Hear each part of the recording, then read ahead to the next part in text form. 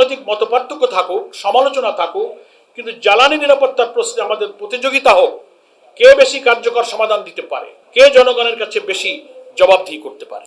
আমরা এই সরকারকে ব্যর্থ দেখতে চাই না। জ্বালানি সংকটে সরকার ব্যর্থ হলে শুধু সরকার ক্ষতিগ্রস্ত হয় না, দেশ ক্ষতিগ্রস্ত হয়। গত 15ই আগস্ট মাননীয় প্রধানমন্ত্রী দেশের চলমান বিদ্যুৎ জ্বালানি সংকট প্রসঙ্গে বিরোধী দলগুলোর কাছে একটি কার্যকর পরিকল্পনা চেয়েছেন। আমরা তার এই আহ্বানকে ইতিবাচকভাবেই দেখতে চাই। তবে শুরুতেই একটি গুরুত্বপূর্ণ তথ্য স্মরণ করিয়ে দিতে চাই যে আমাদের পরিকল্পনা নতুন নয়, সেটা গত 3 মাস ধরে সরকারের টেবিলে আছে। এদিকে বিদ্যুতের ভুতুড়ে বিলের কারণে বিদ্যুৎ গ্রাহকদের ভোগান্তি এখনো চলছে, যা সরকারের নিরসনের প্রতিশ্রুতি দেওয়ার পরও কোনো সুফল আনতে পারেনি। দেশীয় গ্যাস উৎপাদন বাড়াতে বিদ্যমান কূপে ওয়ার্কওভার, ভোলা, জামালপুর ও জকিগঞ্জের গ্যাসকে জাতীয় ব্যবস্থার সঙ্গে যুক্ত করার উদ্যোগ, স্থলভাগ ও সমুদ্রভাগে অনুসন্ধান জোরদার, স্থাপিত এসপিএম দ্রুত চালু করা, ডিপো থেকে গ্রাহক পর্যন্ত ডিজিটাল মনিটরিং কার্যকর, নেট মিটারিংয়ের মাধ্যমে রুফটপ সোলার সম্প্রসারণ এবং ভবিষ্যৎ বিদ্যুৎ ও জ্বালানি চাহিদা নিরূপণে রাজনৈতিক প্রভাবমুক্ত স্বাধীন বিশেষজ্ঞদের সম্পৃক্ত করা। সুতরাং আজকের মূল প্রশ্নটি পরিকল্পনা আছে কি নেই সেটা নয়, মূল প্রশ্ন 21শে মে থেকে সরকারের হাতে থাকা এই পরিকল্পনার কতটুকু বাস্তবায়ন হয়েছে। মাননীয় প্রধানমন্ত্রী একটি প্রতিবেদনের ছবি দিয়ে কথা বলেছেন, সামনে হারিকেন, পেছনে ফ্যান।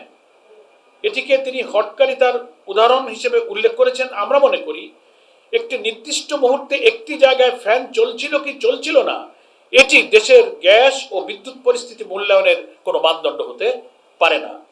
হারিকেন একটি রাজনৈতিক প্রতিবাদের প্রতীক হতে পারে, তার জবাব হওয়া উচিত তথ্য দিয়ে।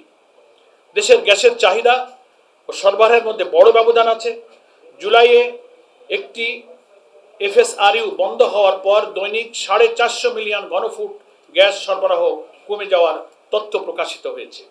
আমাদের আগের নথিতে গ্যাসের চাহিদা প্রায় 3800 থেকে 4000 মিলিয়ন ঘনফুট এবং সরবরাহ প্রায় 2600 থেকে 2700 মিলিয়ন ঘনফুটের মধ্যে থাকার তথ্য উল্লেখ করা হয়েছে।